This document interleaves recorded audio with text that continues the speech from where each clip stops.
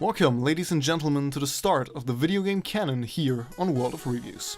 In this series of videos we will dive into the history of video games. We will discuss the most important games, consoles and innovations of the over 40-year-long history of this industry, while hopefully also learning something new about it. In this first episode we will of course talk about the father of all video games, Pong. My name is Lost and I welcome you to the first episode of the video game canon. In the beginning there was Pong, a sentence often used when describing the humble beginnings of the video game industry. When you look at it in more detail, Pong wasn't actually the first video game. The game Tennis for Two, which was already played on radars in the year 1958, is often attributed to be the first video game ever. Even after Tennis for Two, there were numerous other games like Space War, Computer Space and Atari's own Galaxy Game, which was released in 1971 by Nothing Associates. After the average success of Galaxy Game, former employees of Nothing Associates, Nolan Bushnell and Ted Dabney, decided to break out and found their own company called Siski Engineering. A company that would later become known as Atari thanks to a trademark conflict, and that would also become known as the first ever real development studio for video games.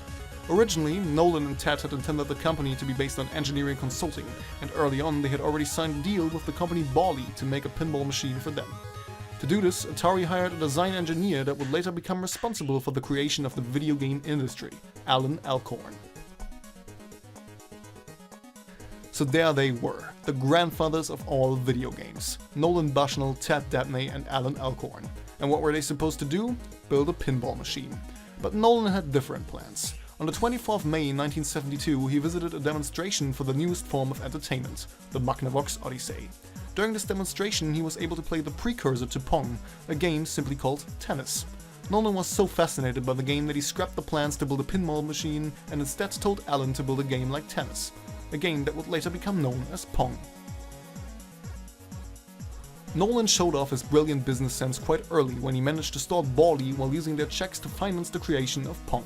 When the first demo of the game was ready, Nolan was so impressed by Alan's work that he decided to base the whole game on this demo. The gears were set in motion, the actual development of Pong had begun. It was hard for Atari to get into the market, since the pinball market was more or less trapped inside a mafia-like situation in the early 70s. Alan Alcorn once told of a meeting he had with one of the godfathers of the pinball business when Atari attempted to install a version of Pong in their territory which was controlled by just this man. When Alan presented the case, the man pulled out a gun and put it on the table in front of Alan, reminding him in whose territory they were trying to operate. Regardless of all of that, they managed to install a version of Pong in a local bar, the Andy Capp's Tavern. After only a few weeks, the controllers were already so used that they broke. Nolan, Ted and Alan had never imagined that so many people would play their game. A few weeks later, Alan again got a call from the bar owner, stating that the machine had broke again. When Alan arrived and opened the back of the machine while someone was enjoying a free game, Alan was overwhelmed by a gush of quarters that flew out of the machine. He stuffed them in the back, stood up and announced, "I can fix this," before he went to Nolan with the money. Nolan saw more potential than he had previously expected in the machine, and so Atari went from a tiny development studio to a self-publisher. One could even say that Atari was the first ever indie studio. Nolan continued to use his business sense to get out of the contract with Bally, while he also convinced his neighbor to found a company called Key Games that would act as direct competition to Atari. Through this, the motivation to found a company like this was lowered in other people, and Atari pretty much had the competition under control. At times, people from Atari even shouted "you bastards" over to Key Games booths at trade events and the like to create a sense of natural competition. At the end of 1972, the time had finally come. Atari took a loan and started to mass-produce Pong cabinets. At the end of March the following year, Atari had already sold around 9,000 machines. In the year 1974, the first real setback for Atari occurred.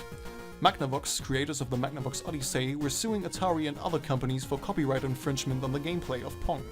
While other companies risked a court process and eventually lost, Atari decided it would be better to pay $1,500,000, or $700,000 as it says in other versions of the story, to Magnavox in order to keep the rights to Pong, a move that would turn out to be very wise. Later in the same year, Atari signed a deal with Sears to bring Pong to the homes of their consumers. In 1975, Sears went on to publish the first home console version of Pong and overwhelmed the sales of the Magnavox Odyssey in an amazingly short time. But the competition wasn't yet beat. Through the success of Pong, a lot of clones had found their way to the market. To become in possession of the whole market share again, Atari decided to self-publish a better version of Pong that would include better sound and digital scoring, while also being available at a cheaper price.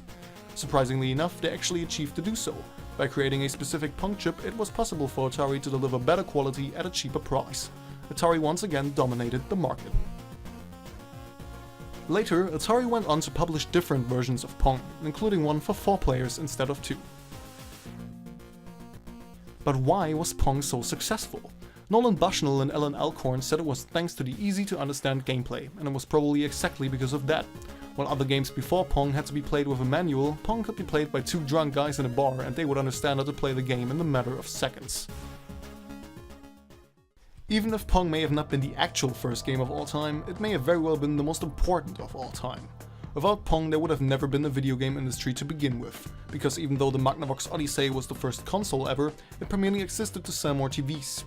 Pong laid the groundwork for what we now perceive as the golden era of arcade gaming. It created the blueprints for game design for every future game, and through all of the copies it spawned, it pretty much kickstarted the video game industry as we now know it. To put it simple, without Pong there would have never been a Super Mario Bros., Half-Life, StarCraft, Call of Duty, Mass Effect, GTA or any of the other games that we learned to love and enjoy in these past 40 years. Pong is a true monument to what inspiration and ambition can change in this world. Thanks Nolan Bushnell, Ted Dabney and Alan Alcorn. You created a whole industry and made it possible for me to cry, laugh and sweat of excitement during all the games I've played and will play in my life. We will always be thankful to you for that. Thanks for watching the first episode of the Video Game Canon, and also for watching the first English video on this channel.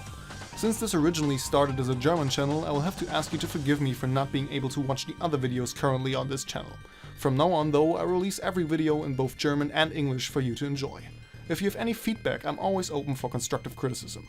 In the next episode we will talk about the Magnavox Odyssey before slowly fighting ourselves toward the Nintendo Entertainment System. Thanks for watching and goodbye.